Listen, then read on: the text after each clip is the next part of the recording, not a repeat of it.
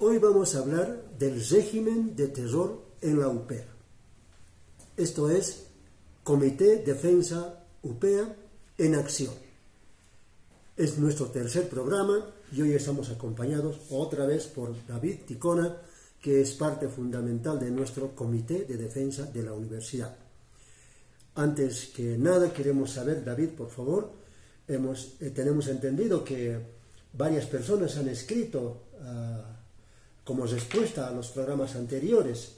¿Qué comenta la gente que nos ha escrito, por favor? Sí, en el anterior programa hemos publicado, buenas noches a todos, a través de TikTok. Y hay algunos comentarios interesantes que han ido reflejando la gente, ¿no? Percibiendo qué es lo que decíamos la anterior, ¿no?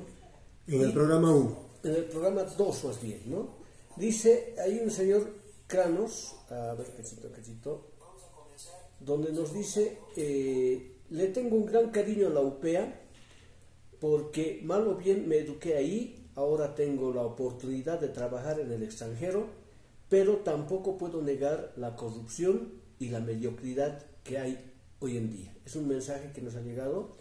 Ahora, dice, para todo cobran dinero, venden libros para ingresar a la U con alto costo si no das examen, dice.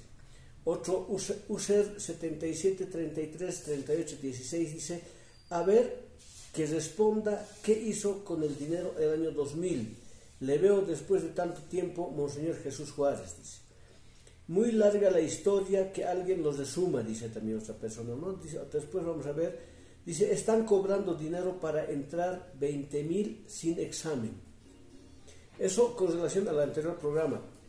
Dice, soy estudiante de la UPEA y puedo decir que el nivel académico es pésimo en comparación con institutos técnicos que no que decir, dice, hasta la Infocal tiene mucho más nivel.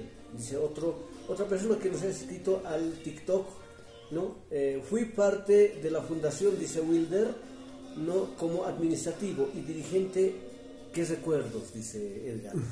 ¿No? A ver, entonces tenemos mucho mensaje, ¿no? Así es, tenemos un total de... ¿Cuántas visitas? 260 tenemos, a ver, 200, exactamente son 268 mensajes de ese, ¿no? Yeah. Y son... ¿Visitas? Visitas un total de, a ver, vamos a ver aquí, un total de 19.500 personas que han visto casi 20.000 en mi red social. Ahora todos han debido compartir. Sí, y eso duplica. Bueno, eso quiere decir que la gente está mirando esto y está tomando apunte de lo que estamos hablando aquí, y que no estábamos equivocados cuando queríamos comenzar con este programa, porque algo hay que hacer. Ahora sí, yo quisiera pasar, David, antes de hablar del régimen de terror en concreto y con datos, mostrar a la pantalla una lista. Aquí en estas dos hojas de lista, que tienen 24 años, están un total de 25 personas. Aquí están las listas, por si acaso. Yo quisiera leer los nombres, David. Son de los primeros administrativos. Y esto tiene una historia, ¿no? ¿De dónde han salido estos jóvenes? Estos jóvenes son los primeros estudiantes que han venido a inscribirse en la universidad el año 2000. No en la universidad, sino en el sindicato de la prensa, claro, en el proceso de inscripción. Así es, porque la UPEA nace en el sindicato de la prensa, en la sede. Ahí se han inscrito los primeros. Entonces, era un 3 de abril, ¿no?, del año 2000, ¿no? Después de hacer una campaña publicitaria, hemos abierto las puertas de la sede de la prensa para inscribir. Estamos hablando de la avenida Juan Pablo II, cerca de la Cruz Papal, sí, sede de la entonces sindicato de la prensa de la... Así es. Y ahí se han presentado con sus papás una cosa de 15 a 20 jóvenes. Les hemos metido al salón de reuniones de la Federación de la Prensa y les hemos explicado que esta universidad no tiene permiso, no tiene presupuesto, no tiene absolutamente, estamos partiendo de cero. No tiene docentes. Como si fuera hoy día los de Quillacollo, ¿no? Más o menos parecido, ¿no? De cero hemos partido y les hemos explicado a los papás de que para que esta universidad funcione necesitamos de gente voluntaria. Y los primeros jóvenes que se han quedado a inscribir a más de 12.500 personas en la sede de la prensa y 2.500 en la Central Obrera Regional del Alto, son los que han logrado con su aporte consolidar a la creación de la UPEA, ¿no? Entonces, en ese sentido queremos decirles, amigas y amigos, queremos rendir un homenaje, un sentido homenaje a esos jóvenes que se han convertido en administrativos. Hemos inscrito en menos de 20 días a 12.500 personas en un mes. Ya, pero ahora hay que decir quiénes son, porque por favor, bien. La universidad ni siquiera les menciona. Si uno le pregunta a la universidad si hay algún pasillo, algún aula magna o algún pasaje, de tantos pasajes que tiene la universidad, o algún edificio de alguna facultad lleva alguno de los nombres de estos jóvenes, no hay nada, ¿ya? Yo voy a leer, por favor, son 25 personas, les pido que nos tomen paciencia a las personas que nos ven. 1. Yael Joanne Acero Calani, Facultad de Ciencias Puras y Tecnológicas. Inés Julieta Quispe, Freddy Escobar Crespo, Rodrigo Tarquiola Padilla, Victoria González Marino, María Quispe Choquehuanca, Patricia Coronel Morales, Alain Salgueiro Quisbert, Ángela María Yujra Mamani, Verónica Mamani Poma, Mabel Canaviri Nina, Graciela Shulcata Inca, Silvia Larico Cáceres, Rosemary Mamani Choque, Sonia Quispe Benavides, Vivian Mamani Flores, Janet Ulo Yapu, Juana Nina Quispe, Roxana Ticona Calderón, Silvana Gómez Choque, Paola Eugenia Catunta Alanoca, Ana María Caune, Fabio Choque Untoja, Rosario Ramos Aguilar, Cintia Cabezas Condori, Daniel Huayñapaco Luna. Esta lista es de más de 25 personas, han trabajado, indica esta lista, en 3 horarios. Unos han trabajado de 8 a 19, es decir, han trabajado más de 12 horas, otros han trabajado de 14 hasta las 20 y 30, otros han trabajado desde las 14 hasta las 19, otros han trabajado desde las 18 y 30 hasta las 20 y 30, es decir, desde la mañana hasta la noche en diferentes turnos por la demanda, porque si en 20 días se han podido inscribir 12.500 estudiantes, la demanda tiene que haber sido cualquier cantidad. Entonces, nuestro homenaje desde el Comité de Defensa de la UPEA a estos valientes jóvenes y señoritas que, queriendo estudiar, se han convertido en los primeros administrativos, y no solo en el proceso de inscripción. Ellos también han marchado el 1 de mayo del año 2000 y luego se han establecido en las diferentes carreras en el primer edificio de nuestra universidad, y en esas aulas tenían un lugar donde ellos podían desempeñarse como administrativos de cada carrera y organizar las listas y organizar los horarios y las materias y los docentes y la dirección de carrera. Pero no solo eso, también enfrentar el régimen de terror para cuidar la documentación, ¿no es cierto?, que es de lo que vamos a hablar esta noche en la universidad. A ver, es un reconocimiento público a todos esos jóvenes y señoritas que han logrado inscribir. Sin la participación de ellos, amigas y amigos, no podríamos tener universidad en este momento. Entonces, no hay que ser ingratos, hay que poner las cosas en su lugar. Y te digo que no es todas las listas. Faltan todavía otras personas. No, lo vamos a ver en el próximo programa. Porque éramos 3 turnos. No solamente era 2, era 3. El turno de la noche lo que hacía era empezar a organizar por facultades a las personas que se inscribían. O sea, las carpetas. Las carpetas, los files, hacíamos en ese momento lo hemos llamado facultades, ¿no? Entonces, total se han inscrito 15.000 jóvenes que el 1 de mayo del año 2000 hemos tomado los predios de Villa Esperanza, y desde esa fecha ya son 24 años. Más de 24. 24 años que ahora la UPEA es una gran... Estamos yendo a las bodas de plata. Así es. Vamos a cumplir. De la creación social de la universidad. en mayo del año que viene, en mayo del año 2025, vamos a cumplir 25 años de creación de la universidad, y este programa pues tendrá que hacer algo también, porque vemos que institucionalmente se hace poco o nada.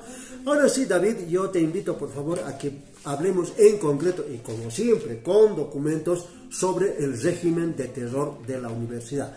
Yo quisiera comenzar indicando que el año 2000, en septiembre, o sea, exactamente hace 24 años, como hoy día, como ayer, como antes de ayer, fines de agosto y principios de septiembre, se aprobó la ley 2115. Y la ley se aprobó bajo fuerte presión de la ciudad del Alto y particularmente de los estudiantes, a la cabeza de sus dirigentes estudiantiles y de la Asamblea General de la Universidad. Sin embargo, yo quiero hablar aquí de un personaje que en la universidad apareció pocos días antes de crearse y que después resultó ser rector. Antes de eso, en el momento de inscribirse, también hemos vivido un régimen de terror, porque lamentablemente el señor Pedro Usnayo, ¿no?, el dirigente de la FEJUVE, ¿no?, Severino Mamani, de los gremiales, ¿no?, han querido dividir el movimiento universitario alteño por consignas del gobierno de ese entonces, del ADN, de Hugo Banzer Suárez. Y del MIR. Entonces se ha dividido, y los jóvenes han vivido un régimen de terror al empezar lo que es la UPEA. Como ahora, en la actualidad, se sigue viviendo un régimen de terror en la Universidad Pública del Alto, que vamos a ir aclarando poco a poco. Ajá. Decía entonces que uno de los personajes que financió la división ya de las organizaciones sociales y divorció a las organizaciones con los estudiantes y los docentes se llamaba Javier Sebastián Tito Espinosa. Ya falleció. Sí, y este es el título ya de licenciatura que le dio el entonces ministro de Educación, Titos de Vila, ministerio donde trabajaba el señor Tito, o sea, era empleado de Tito Osdevila, y este señor Tito Osdevila le dio a Javier Tito un título que resultó ser falso, ¿ya? Aquí dice un título, el grado académico de maestría en educación de adultos que tenía este señor, pero por ese motivo le han convalidado para licenciado. Pero, ¿qué pasó? Y aquí están los otros documentos, ¿ya? La siguiente ministra de Educación, que se llamaba Amalia Anaya, y aquí está el documento, mediante carta de fecha 21 de noviembre de 2001, hace 23 años, indica en su carta que ese título que le dio Tito Osdevila a su empleado Javier Tito Espinosa era irregular y terminó siendo un título falso. Pero, ¿qué hizo el señor Javier Tito Espinosa como rector de la universidad entre los años 2001, 2002, particularmente? ¿Qué hizo? Quiero recordar yo esta publicación del periódico La Prensa del 8 de noviembre de 2001, para que lo vean de cerca. Aquí dice el título: denuncian que hay régimen de terror en la Universidad del Alto. ¿Y de qué estamos hablando? De que la noche del martes 30 de octubre del año 2001, reitero, 30 de octubre del año 2001, varios estudiantes y también docentes, por ejemplo, Arsenio Tancara, Nicolás Mendoza, Elmer Gallardo y el docente Federico Celada, han sido detenidos la noche del día 30 de octubre del año 2001 y han sido obligados por la policía, solicitada por Javier Tito Espinosa y un sacerdote que se apellida Vallejos, ¿ya? Han sido obligados a trotar, es decir, a caminar y a trotar, a correr, descalzos con las manos en la nuca alrededor de la universidad. De este hecho muy poco se ha hablado y en la universidad muy poca gente se acuerda. pero la historia es la historia y es algo que no vamos a poder borrar, menos todavía de una época de terror. ¿En qué momentos pasaba estas cosas, como obligar a la gente a trotar con la mano en la nuca y sin zapatos? En momentos en que la UPEA tenía policía privada, pagada, financiada por el Estado, y esa policía privada no permitía el ingreso a las personas. Por ejemplo, una noche yo fui porque me invitaron a dar una charla y no me permitieron entrar. No me permitieron entrar, ¿por qué? Porque estaba prohibido hablar de política en la universidad, por orden del rector. Y las personas que se ponían a hablar de autonomía universitaria, por decir un ejemplo, directamente eran echados a la fuerza por esta policía privada, o bien eran obligados a marchar o a trotar por la noche descalzos por los alrededores de la universidad. Ese es un ejemplo de cómo se vivía en un régimen de terror en la universidad por una persona que era el rector Javier Tito, que tenía título falso, que había malversado fondos de la universidad, pero estaba protegido por el gobierno de entonces. Pero también, y hay que decirlo muy clarito, quienes lo han designado a este señor Javier Tito como rector han sido dos instancias, y eso también tiene que quedar claro para la historia de la universidad. Por un lado ha sido ese Consejo de Desarrollo Institucional, CDI, que está escrito en la Ley 2115, y quienes estaban ahí, estaba la Iglesia Católica, estaban los dirigentes de las organizaciones sociales y el gobierno. El Ministerio de Educación, ¿no es cierto? Y estamos hablando otra vez de Severino Mamani, de Pedro Usnayo, del señor Víctor Hugo Calizaya y de otros dirigentes de las organizaciones sociales que se han coteado. Pero esa es una parte. Hay otra parte que no se conoce mucho. Ha habido una comisión de alto nivel, entre comillas, que ha calificado a 3 postulantes para rector, entre ellos el señor Javier Tito, ¿ya? Y había una persona, todavía vive, y hay que decirlo muy clarito y con el mayor respeto, un reputado analista que se llama Carlos Toranzo Roca. David Barrientos también está.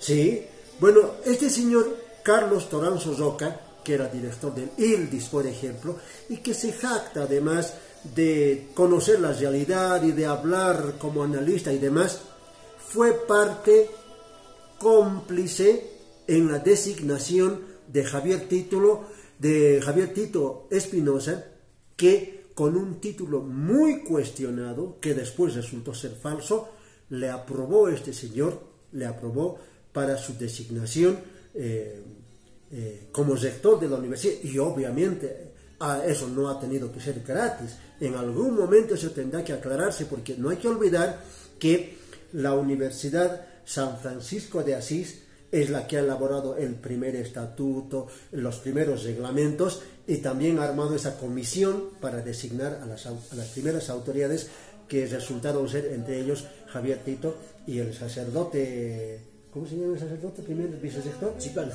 Edgar Chipán. Esa comisión. Amigos, estamos hablando de los regímenes de terror en la Universidad Pública del Alto. La Universidad Pública del Alto ha nacido traumado, ¿ya?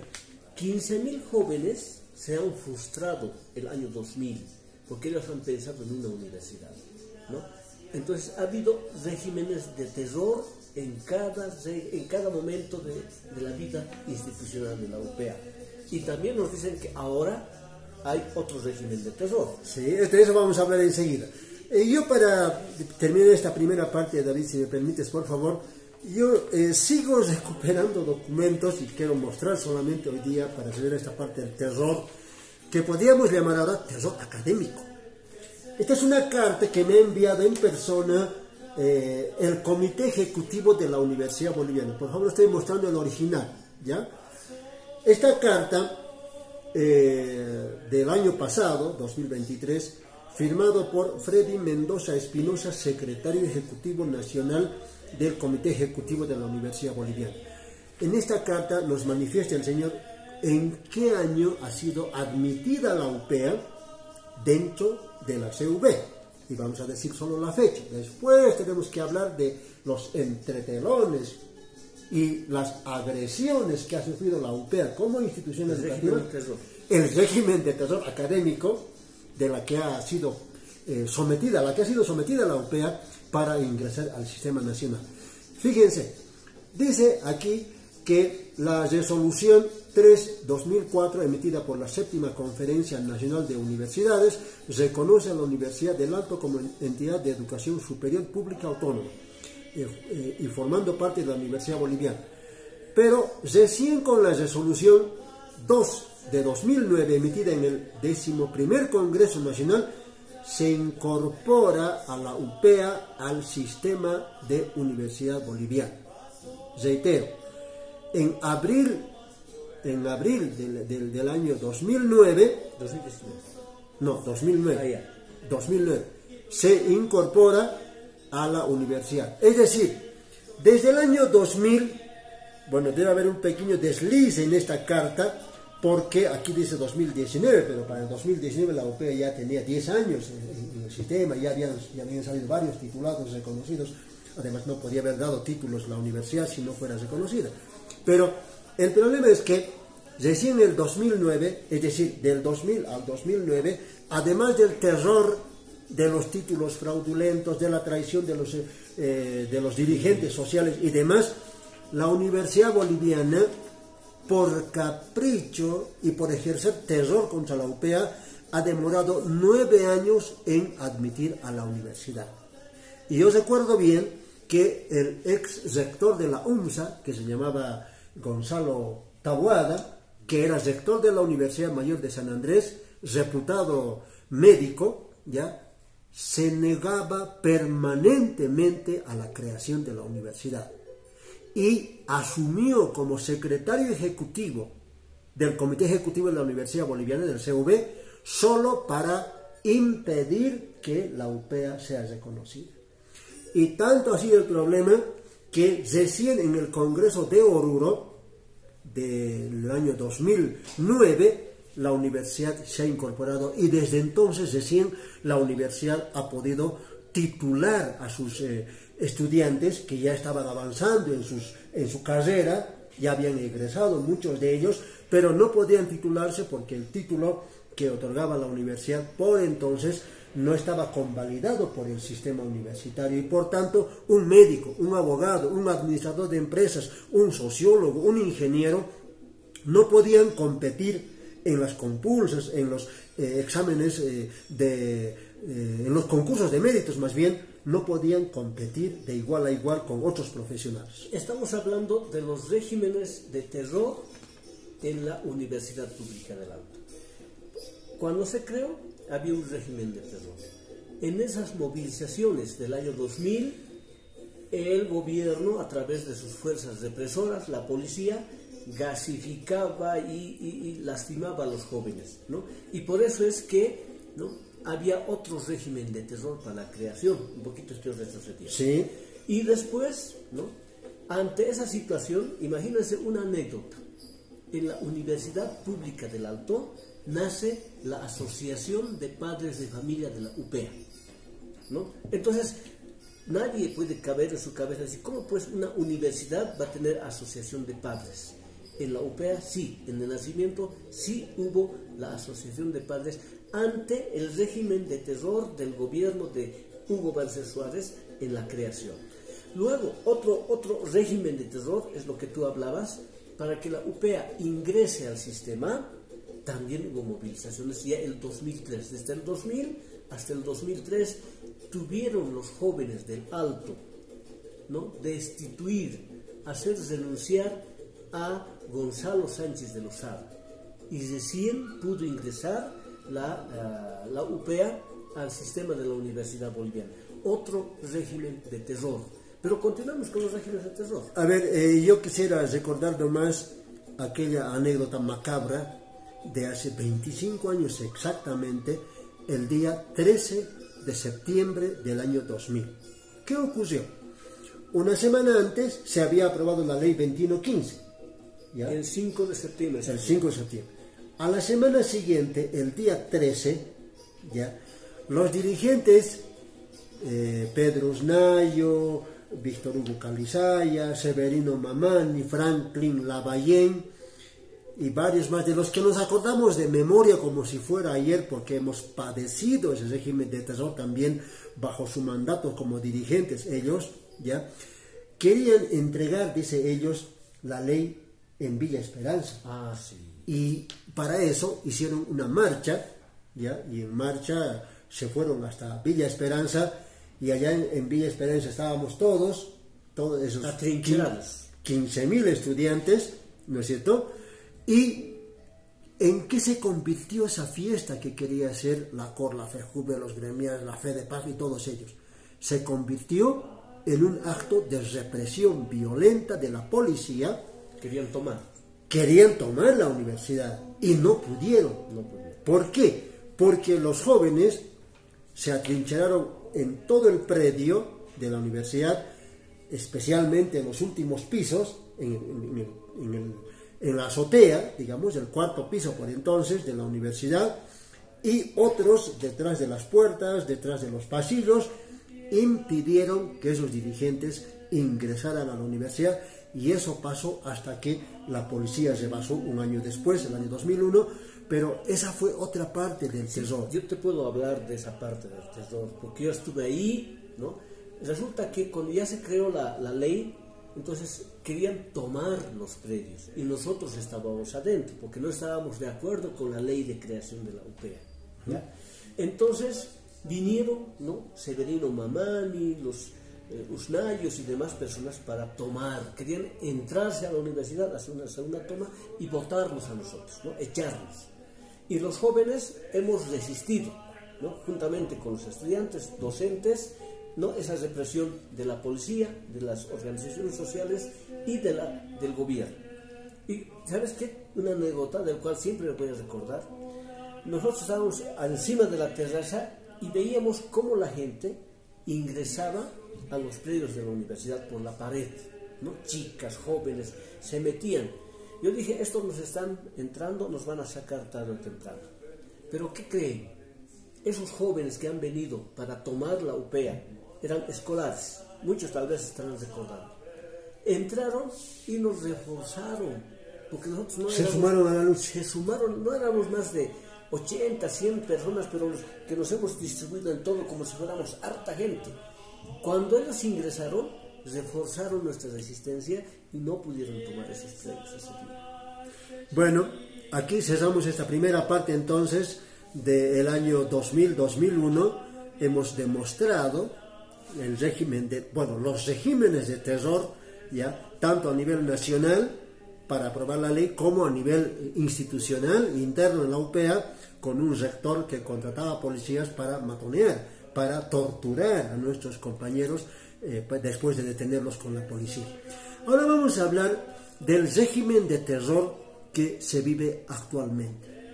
Estamos en el año 2024, la universidad ya ha graduado a centenares de estudiantes en diferentes carreras, pero ¿cuáles son las debilidades ahora? Yo voy a enumerar solamente dos, voy a tratar de explicar lo más didácticamente Antes de eso, posible. Sí. Perdón. ¿Ustedes creen que ahora no hay régimen de terror en la UPEA? En este año, en este momento, recibimos denuncias de estudiantes, docentes, administrativos que están viviendo otro régimen de terror. Y eso queremos ir aclarando. A las personas que se sienten, ¿no?, dañadas en su integridad, en sus derechos, comuníquense con nosotros, ¿ya? Nosotros no vamos a revelar la fuente, somos periodistas. Vamos a hacer investigación y vamos a denunciar públicamente. Ahora sí. A ver, yo decía describir dos hechos del régimen de terror actual. Uno primero es el caso de los ingresos. Ingresar como bachiller a la universidad se ha convertido en una tortura. ¿Por qué? Porque los exámenes de admisión en las 37 y ya 38 carreras se han convertido en acto de corrupción. ¿Por qué? Porque ya hemos visto en el programa anterior que se cobra 3.000 bolivianos por una matrícula para ingreso directo, o por un cambio de carrera, o por un ingreso directo a la universidad. Y la gente paga porque necesita estudiar, sin querer justificarlo, pero hay tanta corrupción que la gente busca alternativas para ingresar. Entonces, es un problema grande en este momento ingresar a la universidad, porque la discrecionalidad, desde la unidad de Cardex, que es la que registra y da el número y el código de la matrícula, hasta las diferentes instancias de carrera, hay problemas graves de dinero para ingresar a la universidad. Y el caso Copaña es, ¿necesito? Copaña. El caso Copaña, que tiene 30 víctimas de haberles cobrado 3.000, 4.000 bolivianos por matrícula, por ingreso directo, es solo un ejemplo. En el caso Copaña, yo he vivido partes de ese caso. Este señor ha sido sentenciado a 6 años de cárcel, ¿ya? Está en este momento en San Pedro, ¿no? Él ha cooptado a la gente que quería ingresar a la UPA y ha ofrecido ingreso directo por 3.000 bolivianos a la UPA. Es un caso que yo puedo sostener y puedo mostrar papeles, documentos, y está en ese proceso penal, ¿ya? ¿Qué pasa con este señor Copaña? ¿Qué ha hecho los mafiosos dentro de la Universidad Pública del Alto? Han hecho que solamente se ha investigado Copaña. ¿Y dónde están los de Cardex? ¿Dónde están los de registros e inscripciones? Sistemas, porque todo tiene que estar registrado. Entonces, dentro de la universidad había cómplices. No, Hay cómplices que hasta el momento no han sido tocados. Sí, y no son solamente esas oficinas, David. No se olvide que uno cuando ingresa a la universidad hay una cadena de firmas y trámites desde la oficina de admisiones, ¿no es cierto?, hasta llegar al vicerrectorado, ¿ya? Y pasa por dirección académica, por Cardex, por varias instancias.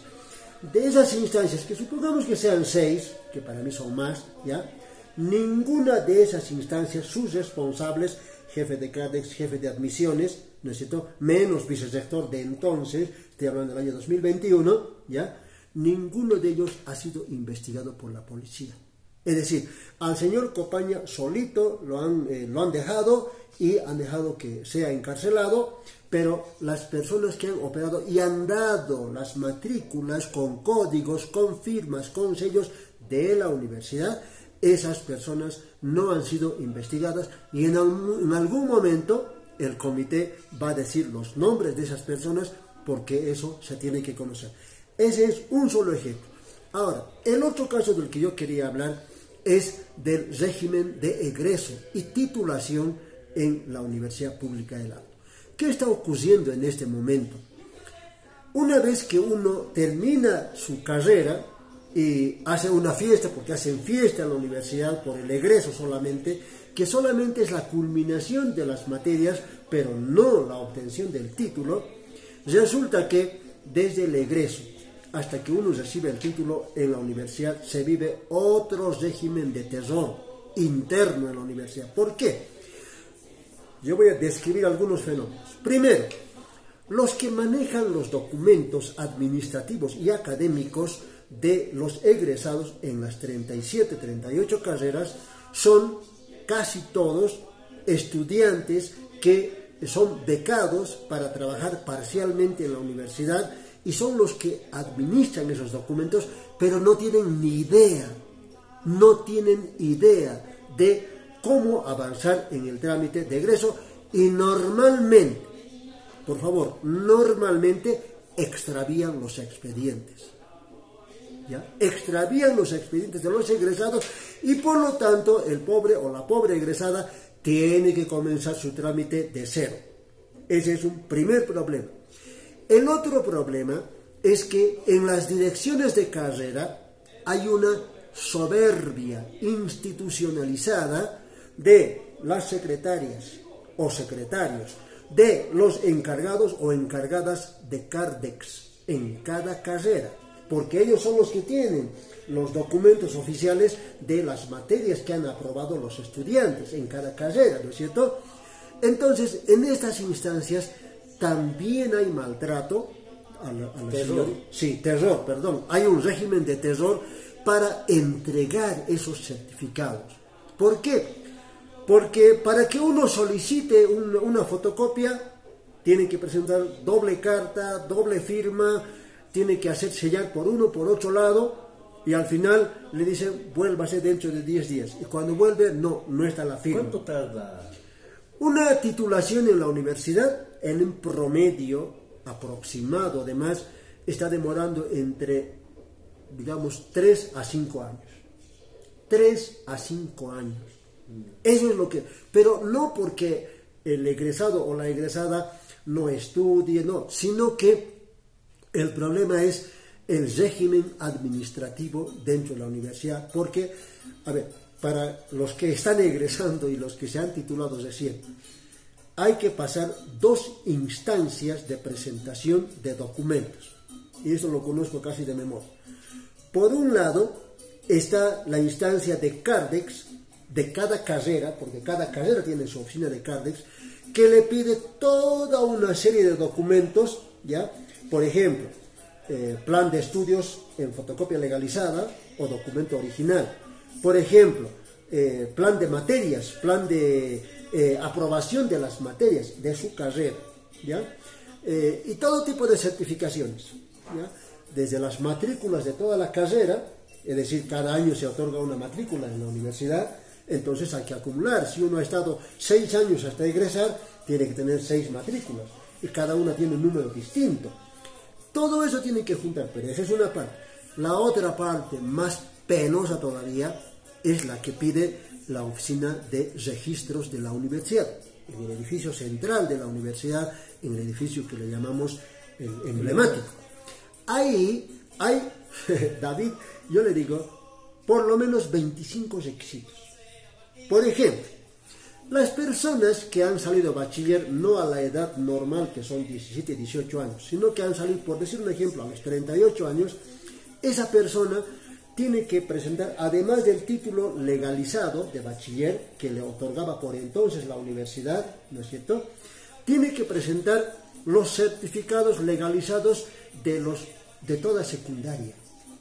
Y estoy hablando de hace muchos años, cuando eso ya no debería pedirse, cuando el egresado ha presentado su título en fotocopia legalizada y ha mostrado el original. Pero no, la universidad, porque es mayor de edad, tiene 35, 38, 40 años, desconfía institucionalmente y entonces le dice, no, tiene que traer el certificado de notas de sus colegios, pero en copia legalizada. Y eso tampoco es fácil de conseguir.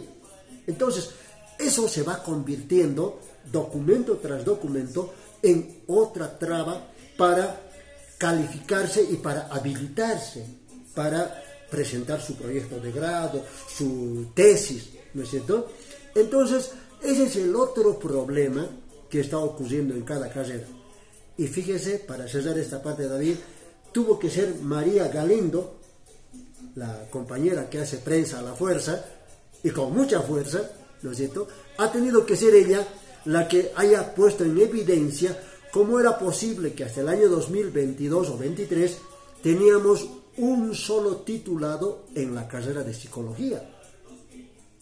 Y yo fui a la carrera de psicología, recuerdo bien, en esos días en que María Galindo estuvo en la universidad y se enteró de lo que pasó, porque María es psicóloga además, y fue a preguntar cómo funcionaba la carrera de psicología. Ahí yo me enteré, por ejemplo, que no era fácil entregar una carta en la carrera de psicología. ¿Ya? ¿Por qué? Porque había un régimen de tolerancia y por tanto no estaban habilitados para sellar el recibido de una carta.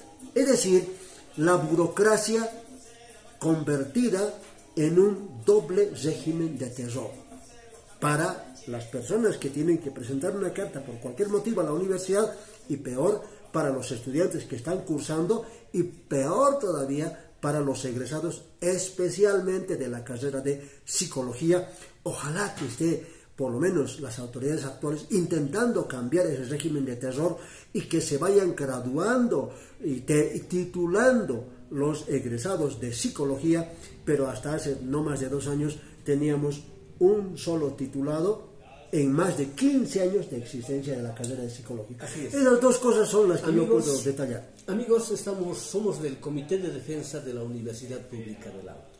Este comité nació el año 2000, cuando estaba creándose la UPEA, por defender que esta universidad sea no encauzada de acuerdo a las normas de ese entonces. 24 años y seguimos escuchando con mucha pena que esa universidad no está transparentemente manejada. Hay muchas transgresiones, muchas injusticias dentro de esa universidad, y nosotros somos fundadores de esa UPEA. ¿Ya? Hemos dado parte de nuestra vida, nuestro tiempo, ¿ya?, para crear esa universidad. Miles de personas hemos creado esa universidad, pero entonces alguien tiene que asumir defensa, y nosotros vamos a asumir defensa de las personas que están en este momento sufriendo injusticias, ya sea administrativos, docentes, no estudiantes de esa universidad. Bueno, pero para eso, David, también la gente tiene que recuperar la propiedad social de la universidad. El año 2000, los padres, los vecinos se han apropiado de la universidad, y con esa fuerza ha nacido la universidad. Entonces, tiene que ser otra vez la sociedad, los hermanos, los bachilleres, los vecinos, los que tienen que recuperar la propiedad social de la universidad. ¿Por qué? Porque ha sido apropiada la universidad en ese momento, como régimen de terror, por una camarilla.